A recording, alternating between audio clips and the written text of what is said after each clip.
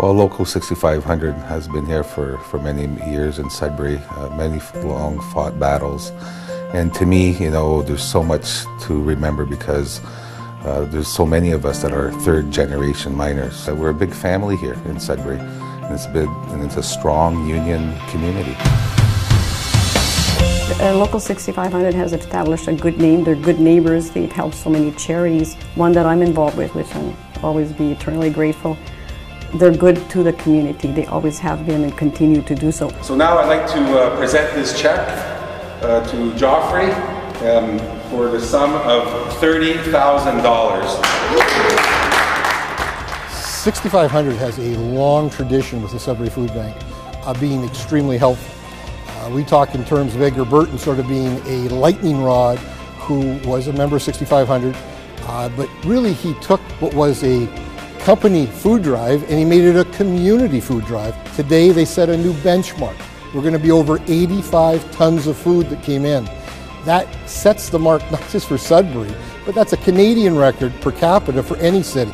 Doesn't matter if you're here in Sudbury or if you're in Toronto or if you're in the United States. I think a lot of people hear a lot about Local 6500. You know, we look back in the 50s where we all fought hard, our grandfathers fought, and then our fathers, and it just doesn't stop. My connection with Local 6500 really goes back to the pre-6500 days. In the days where my dad was an organizer with the mine mill smelter workers.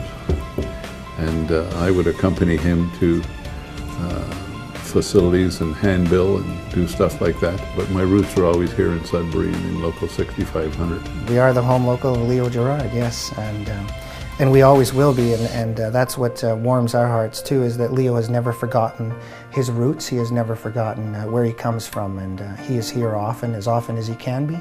Well, Leo started when he was a chief stewards. I remember Leo coming to the hall and, you know, creating chaos a little bit like Leo does. He's very good at it. Because Leo and I started the same year, actually. I think we're the same age, probably, we won't discuss that. So, but we started in, I think, November, and I'm pretty sure he's November 65, so we have the same seniority. So I kind of, you know, maybe I'll take his job or something. No, just kidding. So, but it's kind of nice to see a local boy, a Sudbury boy, and growing up to be international president. It's quite a privilege for all of us. It means everything, and he's a great mentor for us and a great teacher, and that's part of the rich history from Local 6500 that a lot of people have talked about, is the leadership that comes out of this building or out of this local. You can learn things here that can help change the world. To me, that's why this local is so important.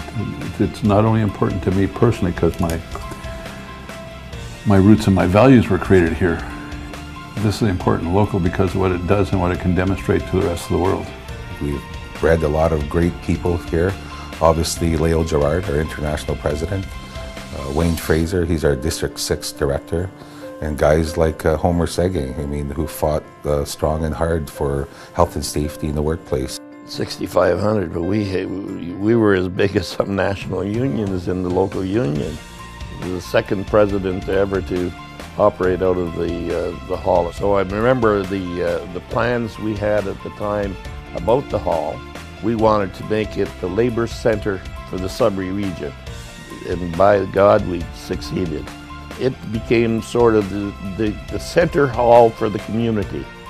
All the important events in the community, because the facility was one of the best.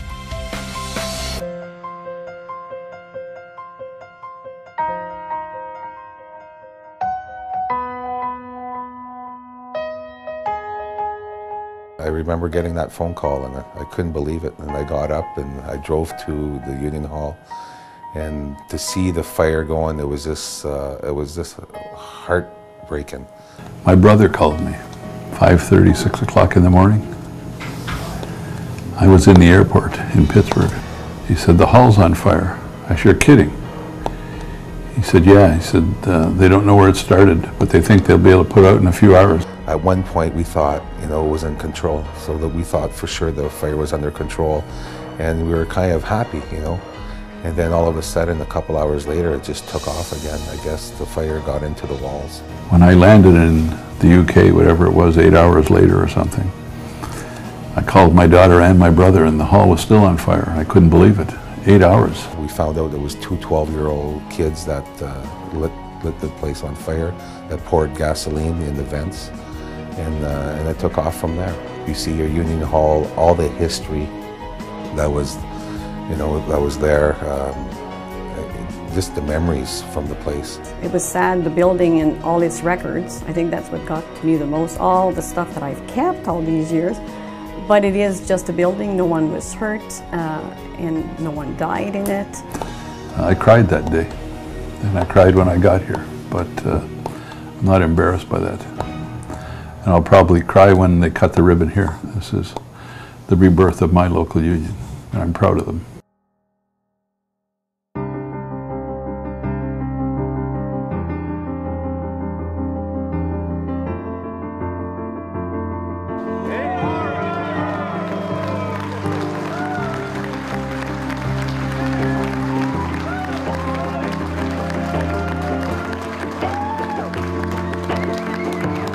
You know, there's always a feeling, the history was in the other building, but what we're looking forward to now is building new history and filling this hall with great memories, community memories.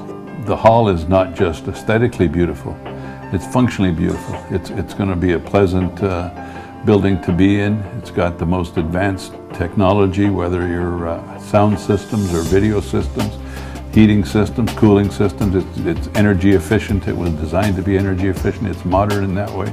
This hall is the most advanced technology north of Barrie for conferencing and for any kind of event. When you push a button, all the lights dim, all the screens will go down. The screens are, there's 6 in the big hall and one in the small hall of 160-inch screens. And the breakout rooms are all 65-inch flat screen. And then also you can have video conferencing from anywhere, from room to room or outside also, right? This hall will be focused on education. Definitely, we have several different rooms for the educational classrooms, and we have the technology set up so we can Skype and do things remotely. And that was one of our main focuses for this new building, definitely. But it's also designed to be functional. There's meeting space for education, to train the membership and to train people in the community. There's big hall for community events. There's smaller halls for smaller meetings. It has reestablished itself both after the fire and after the strike as a cornerstone of the community. And so that's a tremendous source of pride for me, and it should be for the community. It should be for the membership. It certainly symbolizes survival. Through all the struggles and to what we've been through, then the fire, then the strike, survival and the courage of our membership. Like no one gave up, and the leadership, everyone has stood by each other, so you can truly say they're brothers and sisters. Oh, it's a great feeling. Like even every day today I walk in here and I'm excited about it. And I'm really excited about it when people are really start to use it, right? I'm glad I'm still here to see it. I didn't think I would be, but yeah, it's very exciting. I think it's exciting times to move forward.